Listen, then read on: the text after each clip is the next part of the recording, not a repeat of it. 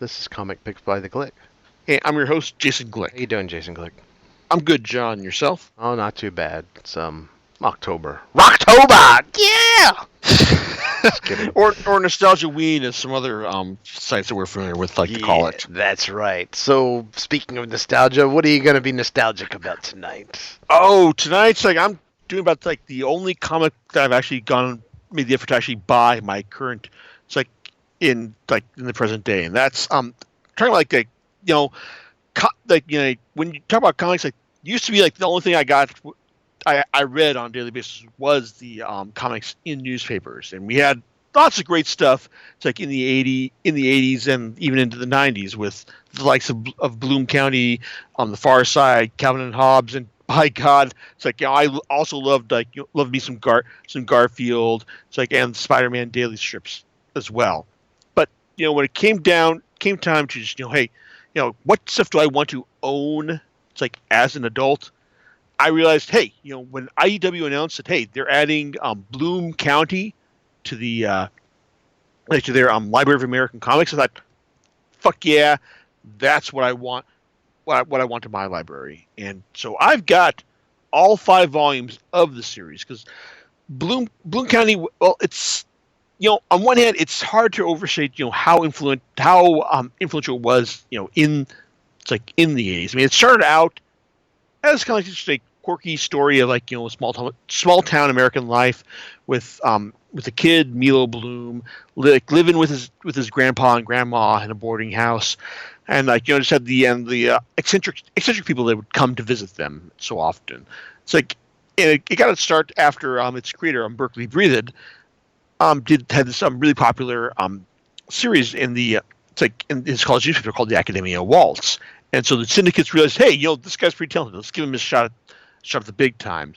And it's Bloom County was just all right. For the first volume, it's there's some quirk, there's some fun. It's it just pokes on the standard a newspaper format.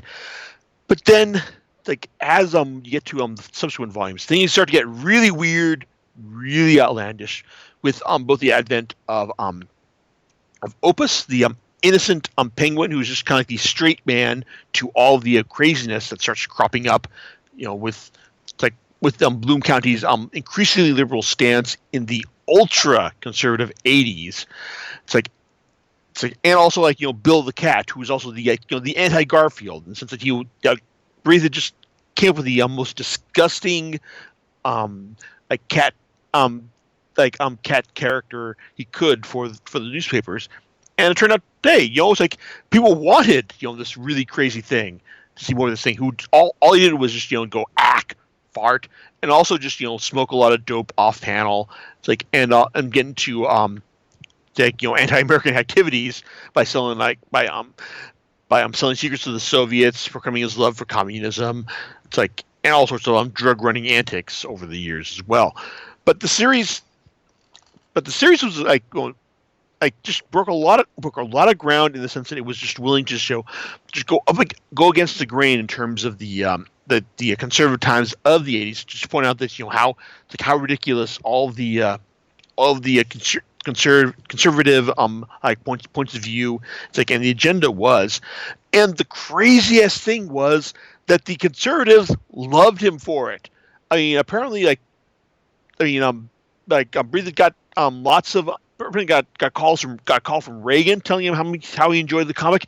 One of Reagan's chief of staff, Caspar Weinberger, got name checked a lot in the series, and apparently he even asked Breathed if he could buy one of the strips as well. It's crazy to think that hey, in this time when the conservatives were just they were just the spirit of the times, they had someone who was just completely ripping on them on a regular basis, and they loved him for it. It's crazy. I mean, you look at today, and it's kind of you can't imagine that kind of camaraderie or good-naturedness. It's in this political climate. It's kind of disappointing, really.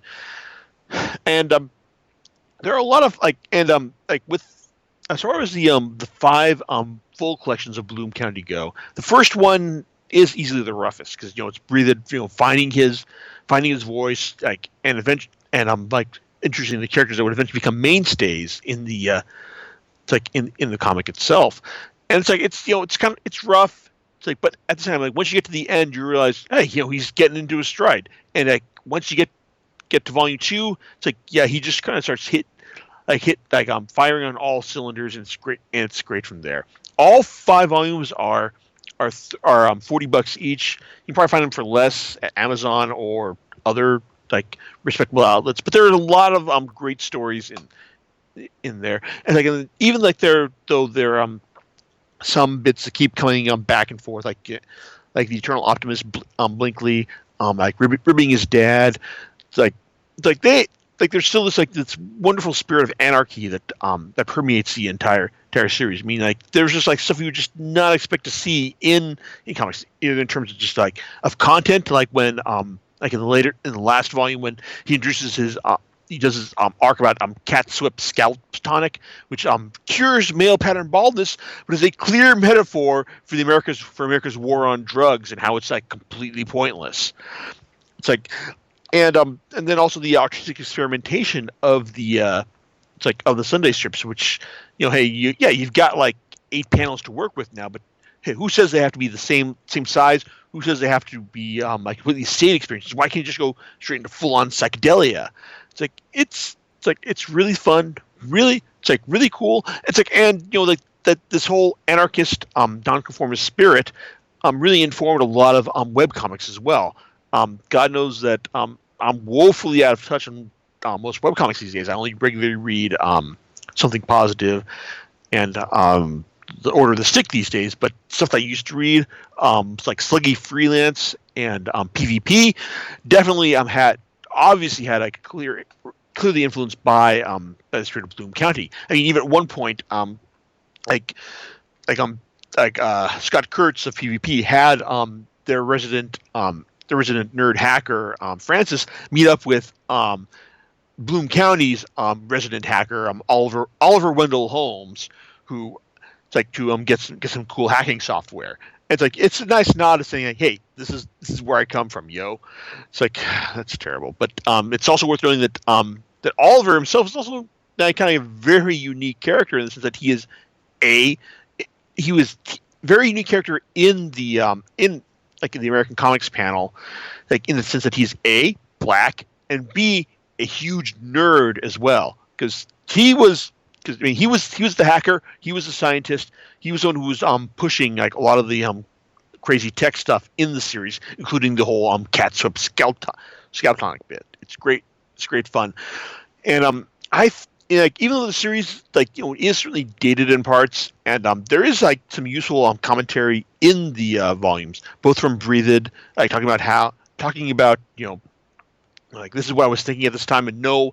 And there are a few times where he has to affirm that, no, I wasn't high while I was doing this, even though I was smoking a lot of dope at the time. And there are also some straight up editorial references, in the sense that the editors realize they're not going to, people who didn't live through the 80s aren't going to get this. But still, I think the series holds up, and if it is a cultural artifact, it is a very useful cultural artifact, and very entertaining one as well. But the whole reason I decided to do a podcast on Bloom County was the fact that after 25 years, well, more or less, because after Breathed pulled a stunt where he basically demanded ownership of his strip from the syndicate, and got it, drew the strip for another few months, and then called it quits and started another strip, Outland, which continued on through 96. And then came back for what was supposed to be a victory lap with Opus, and that didn't quite turn out as well as anyone was hoping.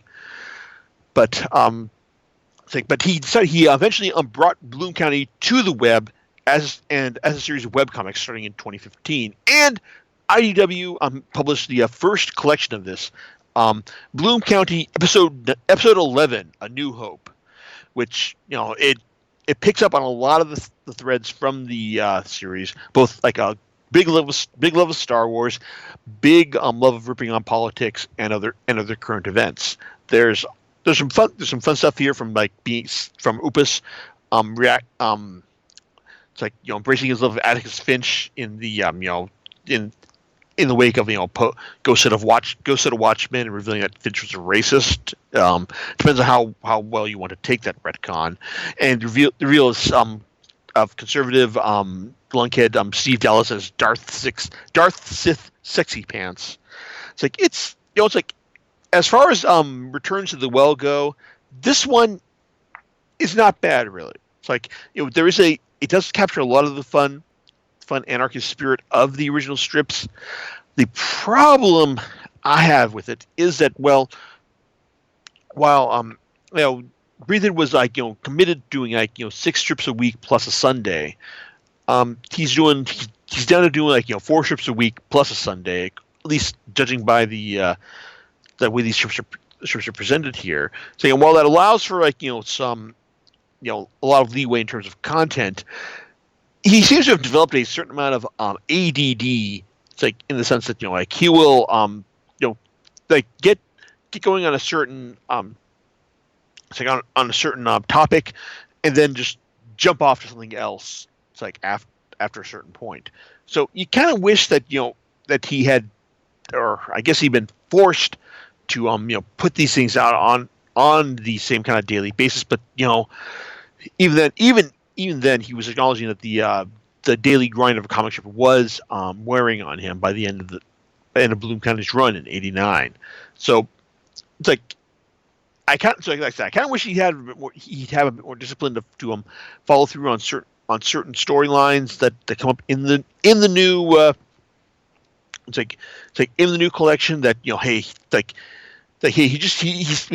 kind of he's amusing himself here, and I guess that's really all that matters. I mean, he talks about in the opening preamble about how he had rediscovered joy in making these new strips, and say hey, it's like I'm not going to begrudge him his joy, but I guess as far as Returns to the Well go, like I said, it could have been a whole lot worse. There's still a certain amount of magic that's captured here, but I guess if anyone's expecting a return to form on the level of say Mad Max Fury Road, to set an example of something that was left dormant for well over 25 years, and then his creators had to come back to it and show that hey, he had not only not lost a step, but could do this kind of thing a lot better than any of his contemporaries. Well, you may want to adjust your expectations there.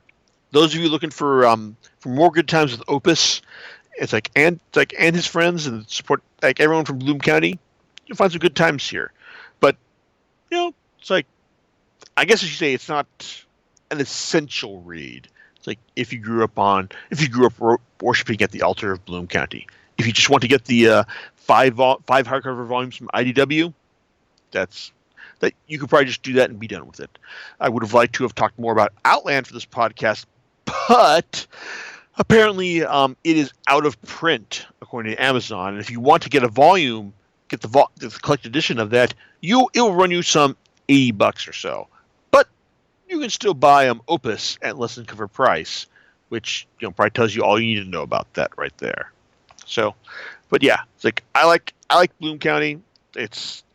And after reading it, I did feel the urge to go out and buy the collected The Far Side from Gary Larson, because that's a great stuff as well. Though I understand that John, your thing is Calvin and Hobbes. Am I correct? Indeed. I do. I have the entire collected works of Calvin and Hobbes, which I didn't get when it was first published, but it took me about 3 years to wind up finally picking it up. But yeah, I absolutely love it. And hey, there's nothing like a boy and his tiger, okay? And Snow Goons. And Snow Goons. Oh yeah, I mean, it brought a totally different meaning to the word, snowman. It's just absolutely, and I almost cried when I read because this is a time when, of course, like you were mentioning earlier, where you had we're reading comics in your newspaper was, you'd always seek out those strips, right? And that was one of the ones that I would seek out for Yeah, sure. when reading comics in the newspapers was kind of like you had to do it, as opposed to I'm at the end, I'm at the last page of the calendar section, so I might as well just read the comics too. Oh no, it was not an accidental read for me. It was a sought out read for me. So, in fact, I might have just read the comics mostly out of the papers back then. So, because that was probably the more important section. Yeah, these days it's kind of just like a vestigial bit. It is. It is. And there are many. Just on the whole thing. One comic that I used to enjoy reading when it was published in the papers was Boondocks, and people may not have understood that that it was actual. It was that before it was a cartoon.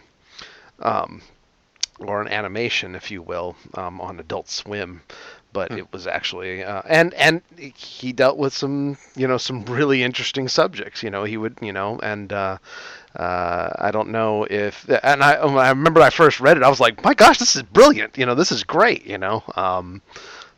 Tackling some issues that It's like, oh my God, he went there. yeah, exactly. I'm like, wow. The catch is though that it seems that in retrospect, he may have been doing the strip, if only to get to get the leverage he needed to do the TV series. Yeah, didn't get that impression when I read the strips before, but I think that it's like, hey, here's a great way to cash in on it. Ching. So, and I enjoyed watching the animation as well. It was good, but I kind of missed some of the charm of the strip. So, that's my little commentary on that.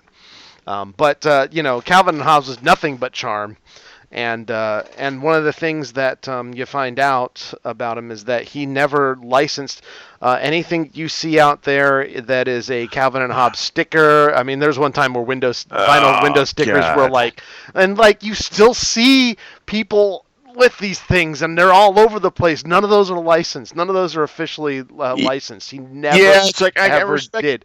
It's not like Snoopy, okay? And don't get me wrong, Peanuts was really one of the first comic strip books I devoured. I mean, I remember reading the old volumes like from the very, very beginning when, in a form of Charlie Brown most people wouldn't even recognize. Yeah. And I just want to say, hey, I respect. Mm-hmm. Okay, yeah. No, I don't respect. I understand why Watterson didn't want to merchandise Calvin and Hobbes, Mm-hmm. but the end result of his decision not to do that was, hey, you have Calvin pissing off the back of every everything, truck. everyone. Yeah, So and I get that. And he had a very he had a very a specific uncompromising way. So he would, and one of the things that, and I don't know if this was a documentary I saw or a book I read, I